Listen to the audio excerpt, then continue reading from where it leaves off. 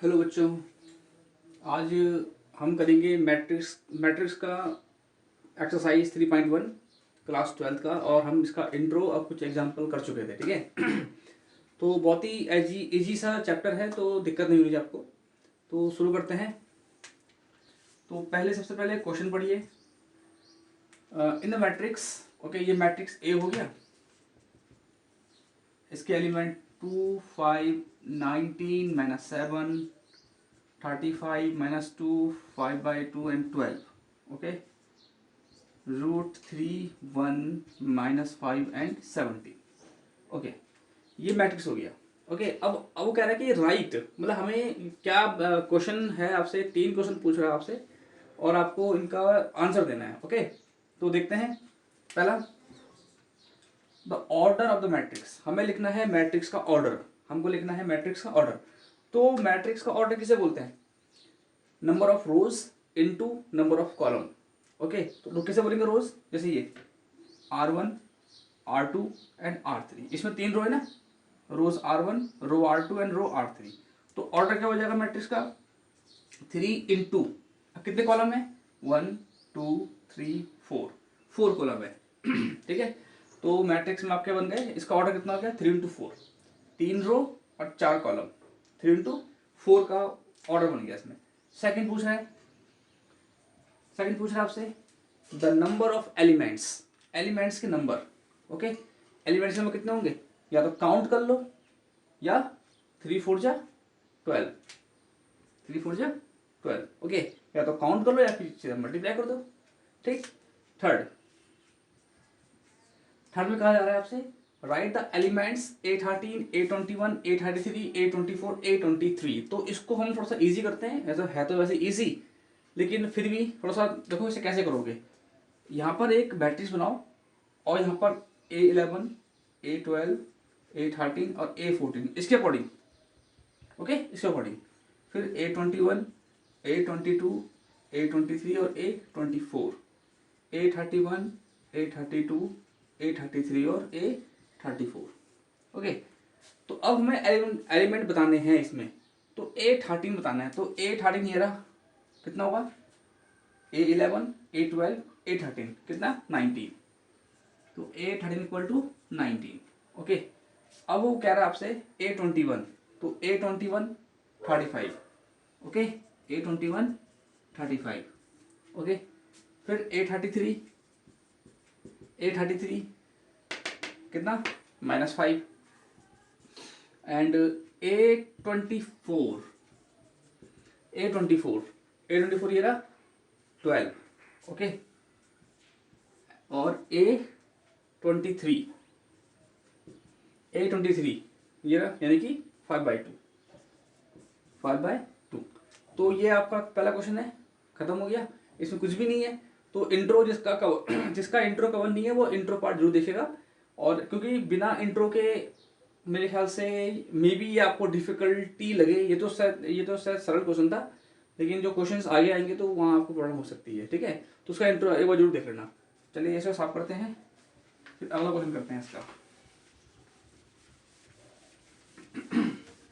इसको नोट कर दिया करो, ओके, बनाने से पहले नोट कर लिया करो। अच्छा जी, अब अगला क्वेश्चन देखते हैं इसका। क्वेश्चन नंबर 2 ये कह रहा है कि if a matrix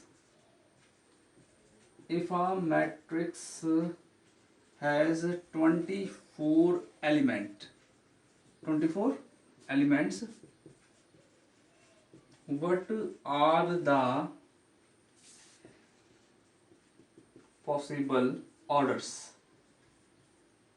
orders it can have, okay, question mark. फिर बोल रहा है आपसे what if it has 13 elements, question mark, okay. तो हमने इसका एक एग्जांपल किया था, ये वैसे ही है। तो पहले हम इसका पढ़ते हैं वो क्वेश्चन को, और क्वेश्चन का मीनिंग समझना बहुत जरूरी होगा। आपसे कह रहा है इसमें कि if a matrix has 24 element, matrix नहीं पता, मैट्रिक्स नहीं मिला हमको ना, हमें मैट्रिक्स पता करना है, ओके। वो पूछ रहा है, वो आपसे बोल रहा है क्वेश्चन में कि एक मैट्रिक्स में 24 एलिमेंट्स हैं, 24 एलिमेंट्स हैं, तो what are the possible orders, तो उस मैट्रिक्स के कितने ऑर्डर हो सकते हैं। ओके, अब सुनो कैसे करेंगे, इसका एग्जाम्पल हमने किया था, कैसे करेंगे उसको, कितने ऑर्डर होंगे। आप जो है 2 नंबर सोचिए, 2 नंबर वो करिए, सोचिए, और ये सोचो कि क्या उन दोनों नंबर को मल्टीप्लाई करके 24 आ रहा है।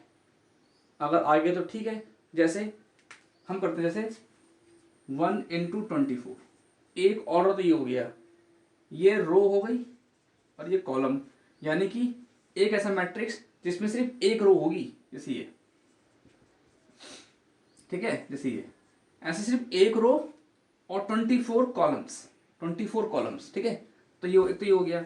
दूसरा आप ऐसे भी कर सकते हो, जैसे 2 इंटू 12, 2 12 जा 24, ओके। मतलब आपने एक टेबल देख लेना है, मतलब, ठीक है। जैसे 3 इंटू 8, ठीक है, 3 8 जा 24, है ना। इसके अलावा 4 इंटू 6, 4 6 जा 24। पॉसिबल आउटकम्स, पॉसिबल एलिमेंट कौन कौन से होंगे, पॉसिबल ऑर्डर्स कौन कौन से होंगे, सॉरी, हमें ऑर्डर पता करना है, ठीक है। तो ये तो हो गए।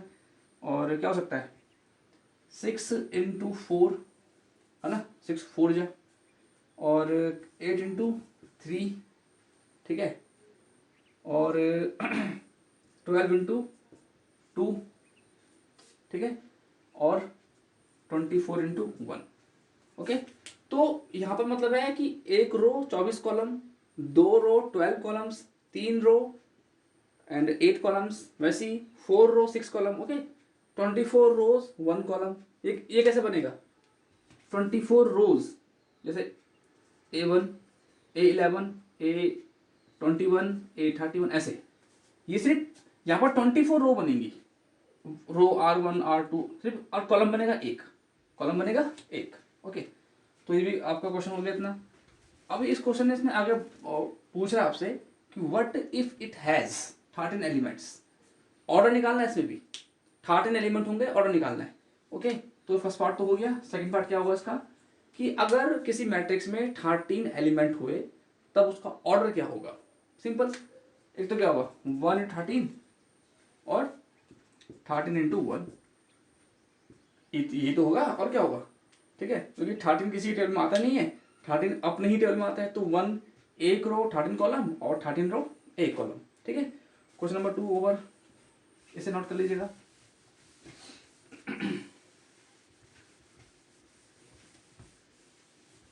अच्छा जी, अब हम देखते हैं अपना अगला question.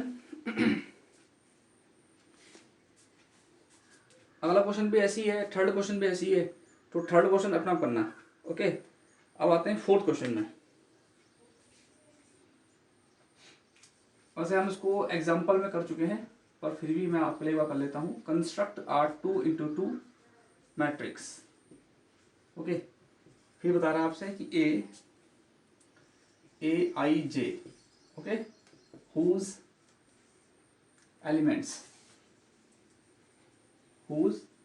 elements are given by first Aij I plus j का whole square upon 2, second Aij equal to I upon j, and third Aij equal to I plus 2j का स्क्वायर अपॉन 2, ठीक है। तो ये क्वेश्चन हो गया, और हमको 2 इंटू 2 ऑर्डर का मैट्रिक्स बनाना है। तो मैं सिर्फ एक करूंगा, बाकी सारे वैसे ही हैं, ठीक है। तो मैं ऐसे कर लेता हूँ, बाकी सारे वैसे ही चलेंगे आपके, ओके। तो अब करना क्या आपने, देखो मैं इसको ले लेता हूँ, है ना, इसका करता हूँ पहले वाला। तो कह रहा है कि आपको मैट्रिक्स बनाना है 2 इंटू 2 का। 2 इंटू 2 का मतलब है जिसमें होंगे 4 एलिमेंट। तो हम एक काम करते हैं, हम एक मैट्रिक्स मान लेते हैं, ओके। हम मैट्रिक्स मान लेते हैं, लेट ए, तो 11 12 21 एंड 22। तो ये हुआ कैसा ऑर्डर, 2 टू ऑर्डर, मतलब इसमें 2 रो हैं, R1 R2 और 2 कॉलम है। तो आपसे कह रहा है कि 2 2 का ऑर्डर वाला एक मैट्रिक्स बनाओ, ओके। और ये गिवन है हमको, ओके, हमको ये गिवन है। तो क्या करेंगे इसमें, देखो ये A11 बता रहे हैं ना, हम पहले निकालेंगे A11। अरे भाई हमें इनकी क्या निकालनी, वैल्यू यहाँ रखना है। तो A11 मीन्स I और J, क्लियर, आई और जे। तो यहाँ पे आई जे मिला हमको इक्वल टू आई प्लस जे का स्क्वायर अपॉन 2। इसका मतलब है कि आई की जगह पे 1 और जे की जगह पे 1, ठीक है। ओके, देखिए आई की जगह पे 1, जे की जगह पर 1 का स्क्वायर ओवर 2, 2 का स्क्वायर ओवर 2 कितना हो गया 4/2 मीन्स 2। ओके, तो हमारा मैट्रिक्स यहाँ हम लिख देते हैं। हमारा कितना आया A11 2 आ गया। अब निकालो A12, अब निकालेंगे A12 यानी कि I की जगह पर 1 और J की जगह पर 2 इसी में रखो। 1 + 2 का स्क्वायर अपॉन 2, तो कितना हो गया 3 का स्क्वायर अपॉन 2 यानी कि 9/2, यानी कि 9/2, ठीक है। ये निकला हमारा A12। अब निकाल दो A21, क्या चीज A21 इसी में रखो, इसी में। तो A इस बार I की जगह पर 2 और J की जगह पर 1, ठीक है। 221 इसी में रखो। 2 + 1 का स्क्वायर अपॉन 2, 3/2 यानी कि 9/2, ठीक है। तुम्हारा A21 कितना आया A21 9/2, ठीक है। अब क्या निकालना है, हमें निकालना है A22, ठीक। तो सिंपल A22 मैं ऐसे बॉक्स कर दो इसमें, ठीक है। ऐसे इसमें बॉक्स कर देना ताकि आपको कंफ्यूज ना हो कि ये क्या है, ठीक। अब निकालना हमें A22, तो सिंपल I की जगह पर 2 और J की जगह पर 2, ओके, इसमें रखो। 2 + 2 का स्क्वायर अपॉन 2, 4 का स्क्वायर अपॉन 2, 16/2 8, ओके। तो ये आ गया हमारा 8। तो बहुत ईजी क्वेश्चन है। तो हमने जो है एक 2x2 ऑर्डर का एक मैट्रिक्स ड्रॉ कर लिया जिसमें 2 रो होंगी और 2 कॉलम्स होंगे, ओके। तो ये आपका क्वेश्चन नंबर 4 खत्म हो गया। अब आगे बढ़ते हैं।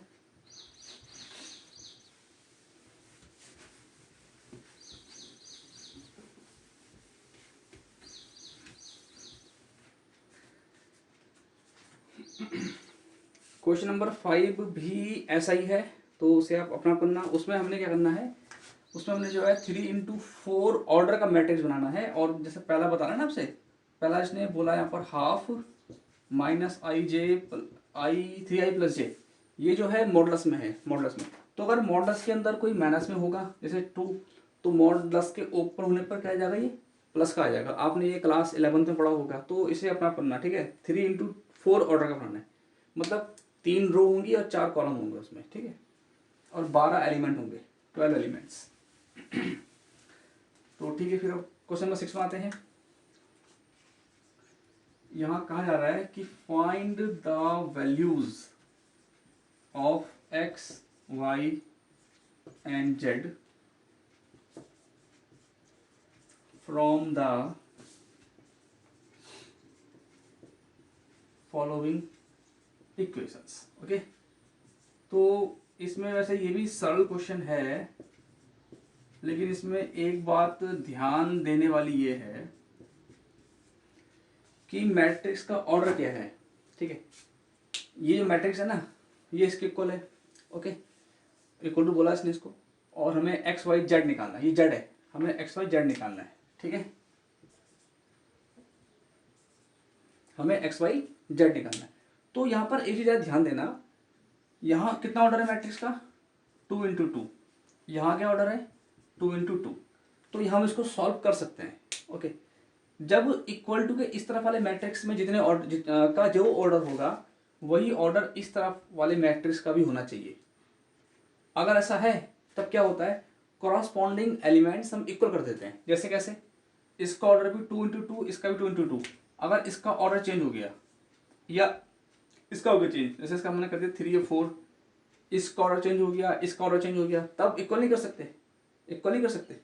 इक्वल एक ही शर्त में होगा जब दोनों का ऑर्डर सेम होगा। ओके, तो इसे याद रखना।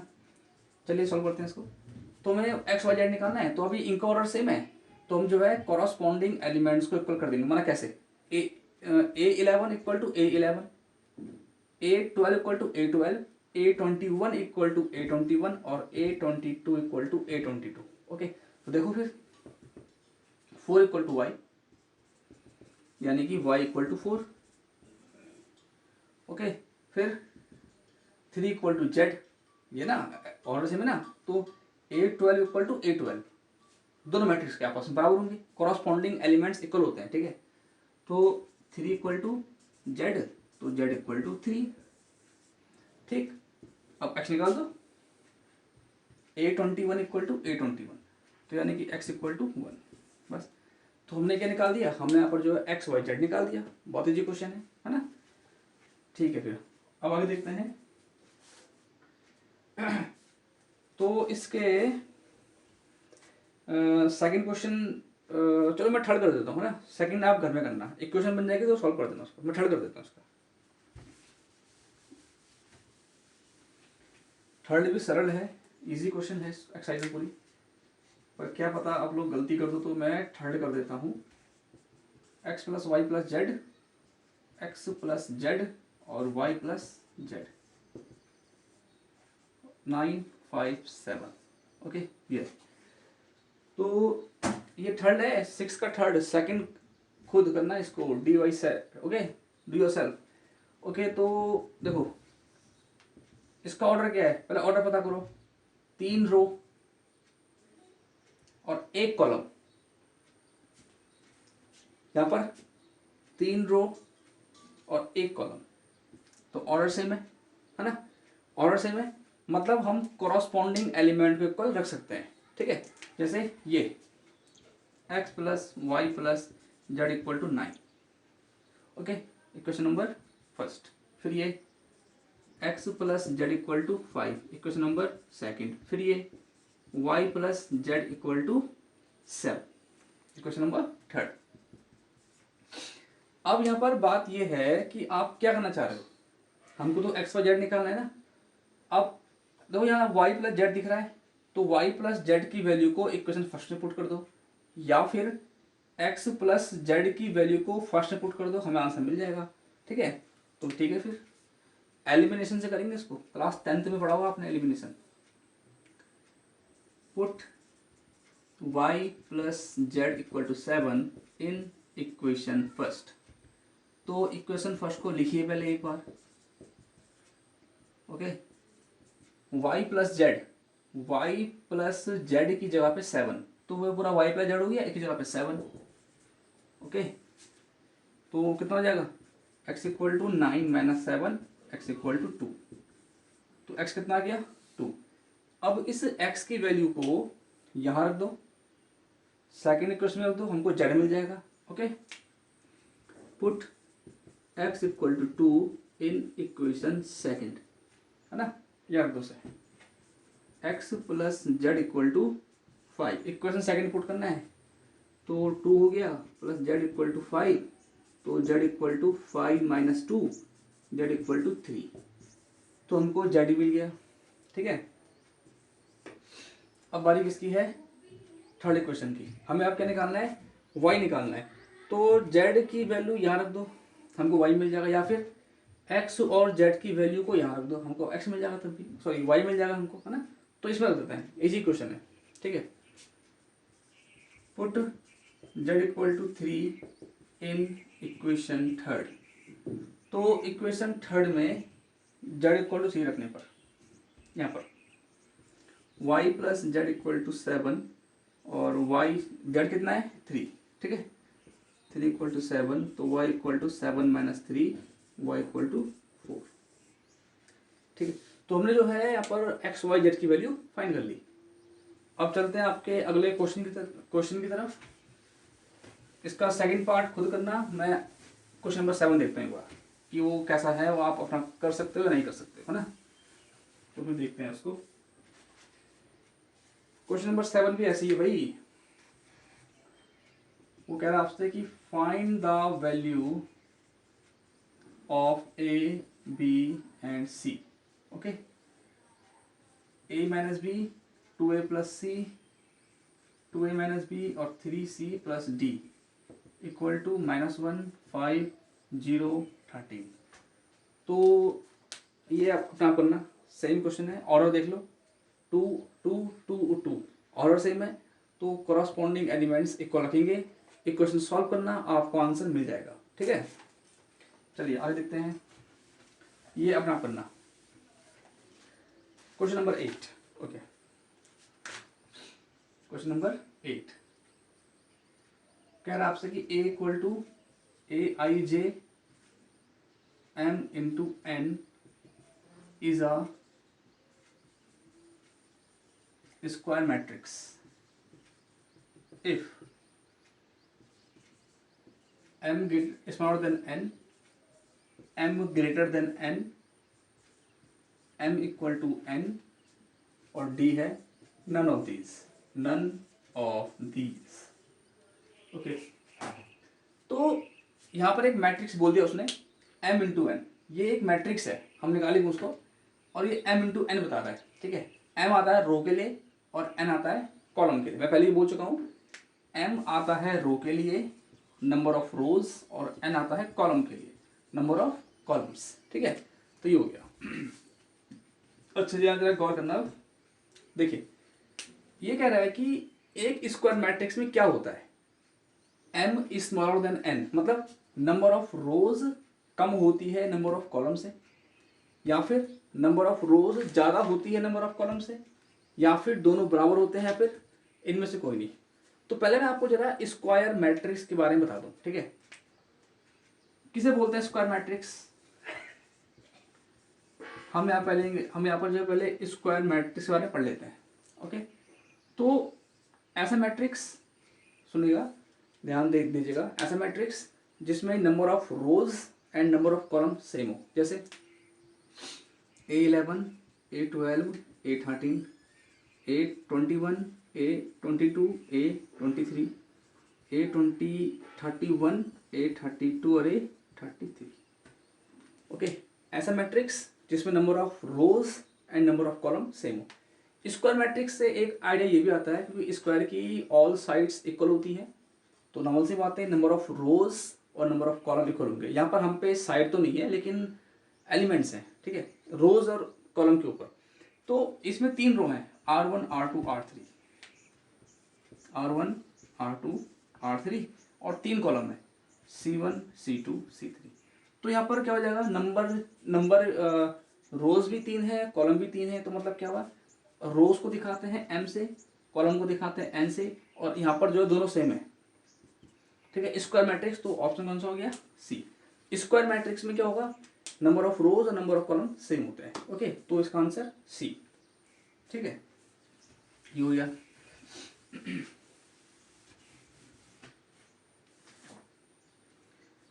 ओके, क्वेश्चन नंबर 9, ये सेम क्वेश्चन है। हमें इसमें एक्स वाई फाइंड करना है, तो डू योर सेल्फ। ओके, इसे कर लीजिएगा, तो यहाँ पर आपकी एक्सरसाइज खत्म। और हाँ, क्वेश्चन नंबर 10 भी कर लीजिएगा, वो भी सरल ही है। ठीक है, और यहाँ पर आपकी एक्सरसाइज खत्म कर दी। हम जल्दी शुरू करेंगे 3.2, तब तक आप इसको ढंग से करिएगा। Okay, bye.